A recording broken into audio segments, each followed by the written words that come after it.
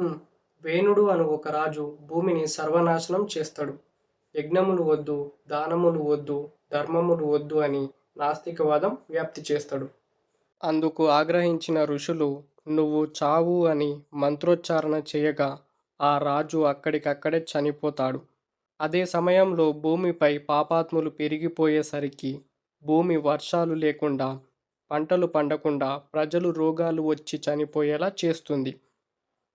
అప్పుడు ఋషులందరూ ఆ చనిపోయిన రాజు వేణు శరీరాన్ని మదించారు. ఋషులు విష్ణువుని ప్రార్థించగా ఆ వేణుడు నుంచి పృథు చక్రవర్తి అవతారం తీసుకొని వచ్చాడు విష్ణుదేవుడు. అప్పుడు ఆదిలక్ష్మి భార్యగా వచ్చింది.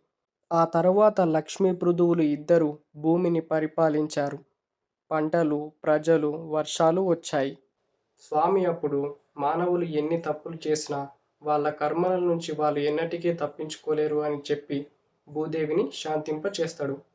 భూమికి తిరిగి ఔషధాలను, విత్తనాలను, ఆహార పదార్థాలను అందిస్తాడు.